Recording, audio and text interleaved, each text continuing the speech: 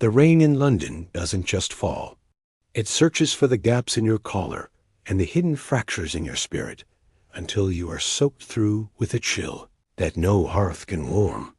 Elias sat in his high-rise office, a space defined by sharp glass and polished chrome, looking at a reflection he no longer recognized as his own. To the world, he was the architect of order, a man who had built a life so fortified against failure that even his breath seemed measured by a stopwatch. But as the city lights blurred into streaks of neon amber, a single email a cold, three-line rejection of his life's work shattered the glass wall he had spent 30 years constructing. He felt a physical weight in his chest, not just sadness, but a visceral dismantling of his identity that made his hands shake against the mahogany desk. This is the moment we all dread, the second the external world pierces our armor and reveals that our strength was actually just a very expensive brittle shell.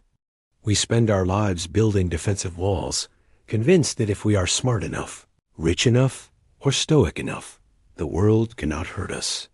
But Jungian psychology suggests that these walls are actually our greatest weakness because they are built on the sand of repression. When Elias felt that crushing blow, it wasn't the email that hurt him. It was the fact that the email had found a direct line to an unhealed wound he had buried decades ago. The prefrontal cortex, that logical commander of the brain, tries to rationalize the pain, telling us it's just business or just a bad day. Meanwhile, the amygdala is screaming in a language of ancient fire, sensing a threat to our very survival because we have tied our worth to things we cannot control. We mistake a lack of feeling for resilience, but true strength isn't the absence of a reaction. It is the presence of a core that cannot be dismantled by a storm. Elias remembered his father, a man who spoke in aphorisms about toughening up and never letting them see you bleed, a philosophy that turned Elias into a master of the mask.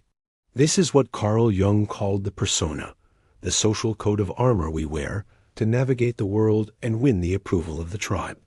We polish this mask until it shines, forgetting that the more light we reflect outward, the deeper the shadows grow behind our own eyes. When Elias lost his project, he didn't just lose a job. He lost the mask, and without it, he felt naked in a room full of ghosts. This is the radical self-awareness that marks the beginning of the journey toward becoming unshakable. You have to realize that the external event is merely the key that unlocks a door you've kept bolted from the inside. If someone's criticism devastates you, it is because some part of you secretly agrees with them, or fears they've seen the real you that you despise. We are like ships that think they are sinking because of the water outside, forgetting that a ship only goes down when the water gets in through the cracks. Elias stared at his reflection, seeing the fine lines around his eyes and the hollowness in his gaze, realizing he had been a stranger to himself for years. He had optimized his life for efficiency, but neglected the soul, creating a psychological ecosystem that was high in production but bankrupt in meaning. The brain handles this kind of existential shock by flooding the system with cortisol, the stress hormone that prepares us for a fight that never comes. In the modern world, we don't fight lions. We fight spreadsheets and passive-aggressive comments, yet our biology reacts as if we are being hunted. This constant state of high alert wears down the hippocampus, the region responsible for memory and emotional regulation, making it harder to see the big picture. Elias felt trapped in a loop of what-ifs, his mind a repetitive record player of his own perceived inadequacies. This is the Zeigarnik effect in action, where our brains obsessively remind us of unfinished tasks or unresolved traumas because they demand a resolution we aren't giving them. We think we are moving on, but the brain is a meticulous accountant that never forgets a debt. By trying to be strong and ignoring the pain, Elias was actually feeding the monster under the stairs, giving it more power over his unconscious mind. True resilience begins when you stop trying to fix the outside world and start investigating why the inside world is so easily disturbed. You have to be willing to sit in the dark with your own discomfort, observing it without judgment, like a scientist watching a strange chemical reaction. Elias closed his eyes and tried to find the exact location of the pain in his body, a technique that moves the focus from the abstract to the biological. He felt it as a tightness in his throat, a literal constriction of his voice, as if the words he never spoke to his father were finally trying to climb out. This is the somatic reality of our psychology. Our bodies often keep the score long after our minds have tried to delete the files. We build walls of logic to keep out the chaos, but those walls only turn our inner world into a prison. If you want to be unshakable, you have to stop being a fortress and start becoming a forest, something that bends, grows, and integrates the storm into its own life cycle. Elias realized that his strength was actually a form of paralysis, a rigid refusal to acknowledge his own humanity. He had been so afraid of being weak that he had forgotten how to be whole. The first step of the Jungian path is this brutal, beautiful honesty, the realization that you are not who you thought you were. It is a terrifying shedding of the skin, a necessary death of the ego that allows the true self to finally breathe. As the rain continued to lash against the glass, Elias didn't reach for his phone or a drink. He just sat there, letting the silence be his only companion. He was finally ready to stop running and start looking at the shadow that had been following him since childhood. To understand why we break, we have to look at what we've hidden in the basement of our psyche. Jung called this the shadow, the collection of all the traits, desires, and memories that we deemed unacceptable to our persona. For Elias, the shadow was a messy, creative, and angry child who didn't care about quarterly reports or social standing. He had spent decades pushing this version of himself into the dark, believing that if he ignored it, it would simply vanish into the void. But the unconscious mind doesn't work like a trash can. It works like a pressure cooker, and the more you suppress, the more explosive the eventual release becomes. Neurochemically, repression requires a massive amount of metabolic energy, as the prefrontal cortex works over time to inhibit the impulses coming from the deeper, more primal parts of the brain. This is why holding it all together feels so exhausting. You are literally at war with your own biology every single second of the day. Elias began to see that his anger toward his coworkers wasn't about their incompetence, but about his own repressed desire to be as free and unbothered as they seemed to be. We project our shadow onto others, hating in them the very things we refuse to acknowledge in ourselves. Elias started a practice of shadow work, which is less about fixing yourself and more about meeting yourself for the first time. He began writing in a journal, using the Pennybacker paradigm, a method where you write continuously about your deepest traumas to bridge the gap between your conscious and unconscious minds. Research shows that this practice actually boosts the immune system by reducing the chronic stress of keeping secrets from oneself. As Elias wrote, he felt a surge of dopamine when he made a connection, a eureka moment where he realized why he was so terrified of making a mistake.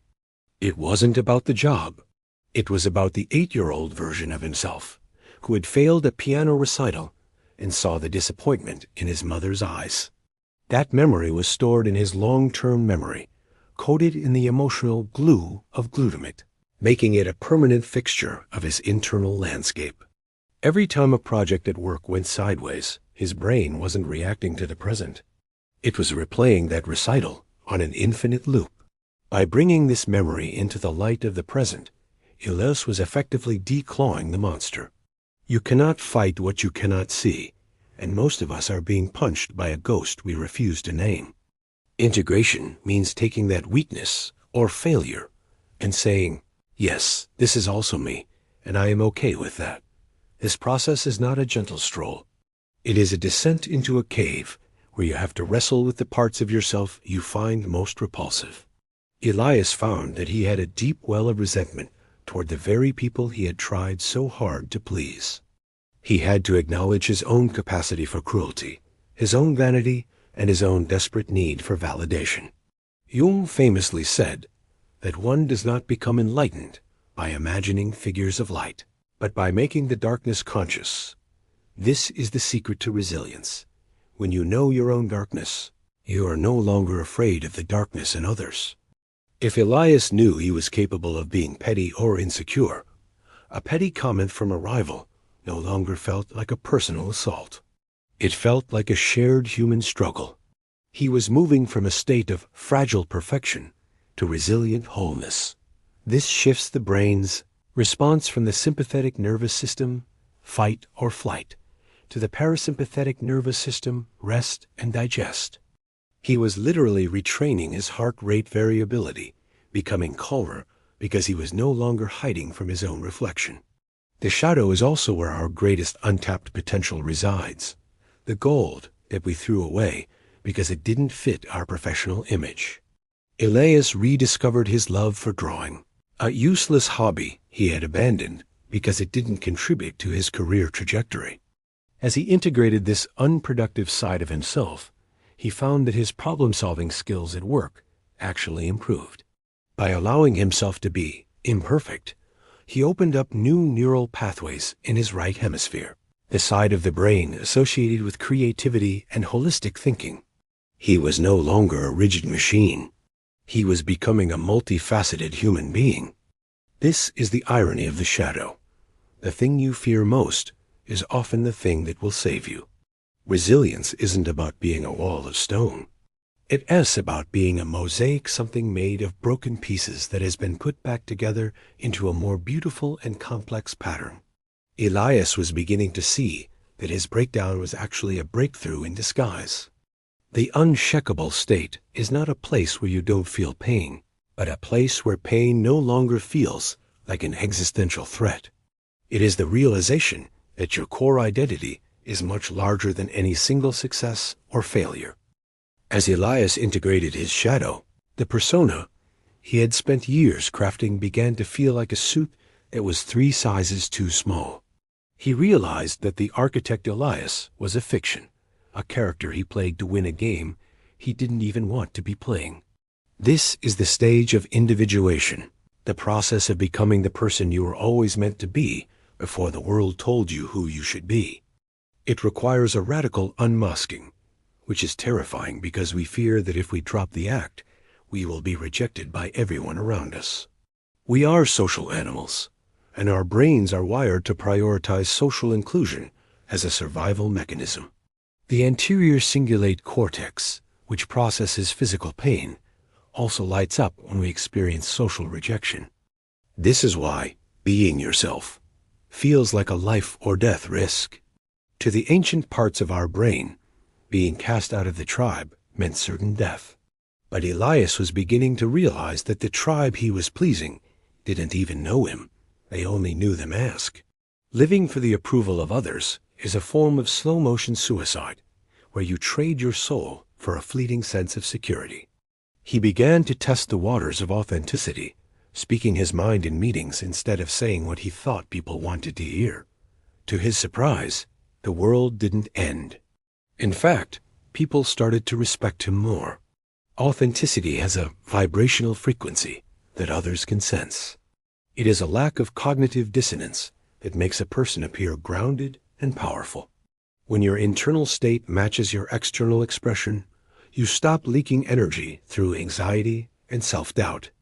Elias found that he had more focus because he wasn't constantly monitoring his performance in every interaction. He was moving from an external locus of control, where his happiness depended on others, to an internal locus of control, where his peace came from his own integrity. This shift is a key predictor of long-term psychological health and resilience. He was no longer a puppet of his environment. He was becoming the director of his own life. This is what it means to be unshakable. Your value is no longer a fluctuating stock price determined by the market of public opinion.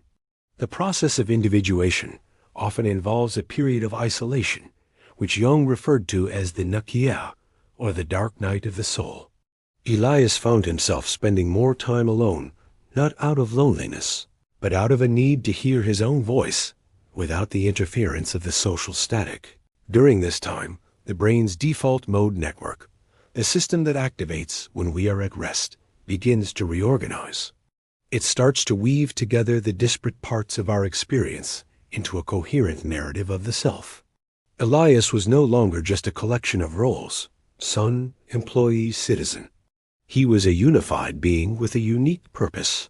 He started to see his life not as a series of accidents, but as a path of growth.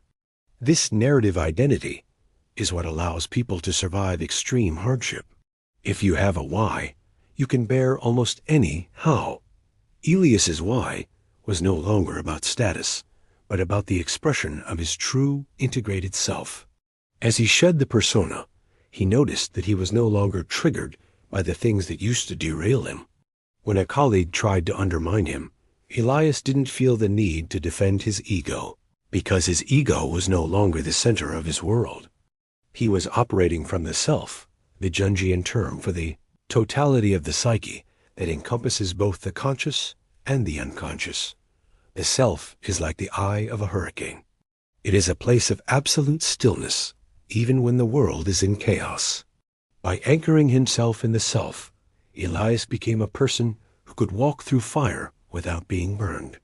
He was not bulletproof because he had thick skin. He was bulletproof because he had no target left for the bullets to hit. He had accepted his flaws, his past, and his mortality, leaving nothing for the world to use against him. This is the ultimate form of resilience, the strength that comes from having nothing left to hide. The final transformation occurs when you stop viewing suffering as an obstacle and start viewing it as the very material of your growth. Elias returned to his office months later, but he was a different man in the same suit. The glass walls were still there, but they no longer felt like a prison or a shield. They were just glass.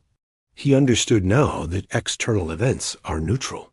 It is our internal interpretation that gives them the power to hurt or heal. This is the concept of amor fati, or the love of one's fate, which Jungian thought shares with Stoicism.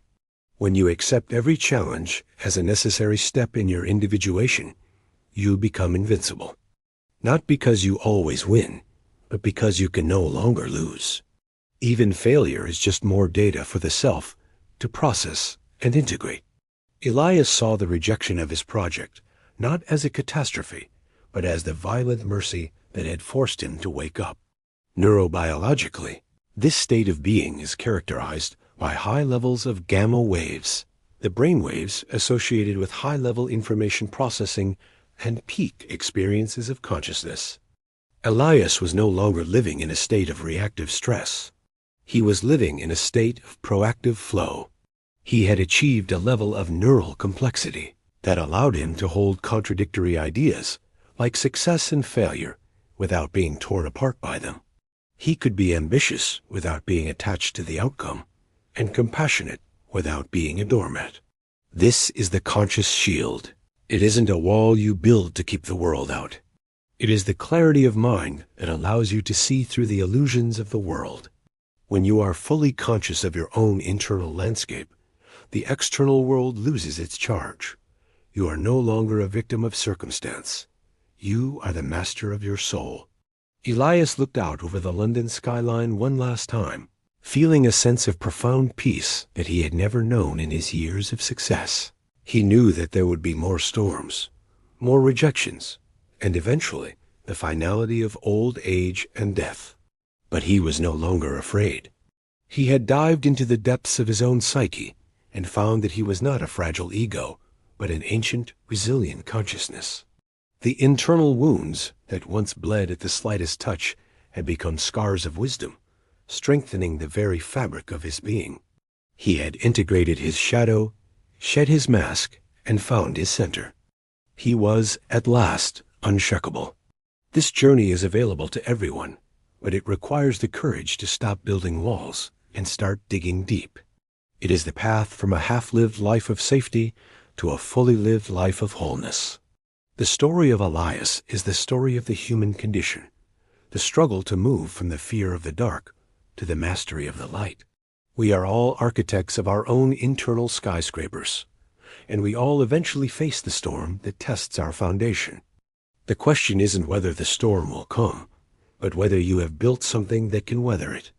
If you are tired of being broken by the world, stop looking for a better shield and start looking for a truer self. Resilience is not a destination. It is a way of being, a continuous process of integration and awakening. As Elias walked out of the office and into the cool evening air, he didn't even open his umbrella. He just let the rain fall, knowing that he was finally, irrevocably whole.